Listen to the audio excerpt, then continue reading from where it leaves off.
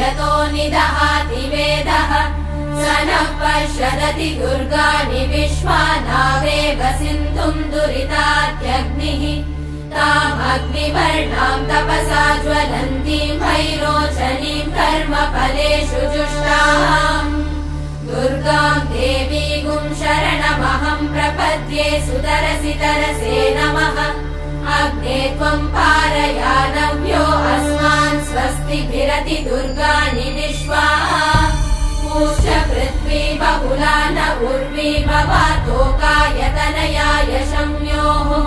विश्वानि नो दुर्गः जातवेदः सिन्धुन्न नावा दुरितातिवर्षि अग्ने अत्रिवन्मनसा गृणानोऽस्माकम् बोध्यभिता तनूना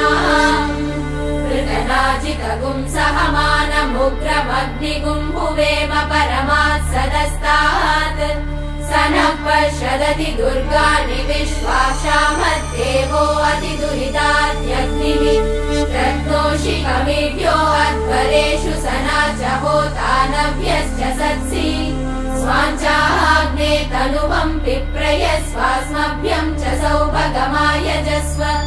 गोभिर्जुष्टमयुजो निषिक्तम् तवेन्द्र विष्णोरनुसञ्चरेम नाकस्य पृष्ठमभिसंवसानो वैष्णवीम् लोक इह मानयन्ताम् ॐ कात्यायनाय विद्महे कन्याकुमारि धीमहि तन्नो दुर्गे प्रचोदयात् ॐ शान्ति शान्ति शान्तिः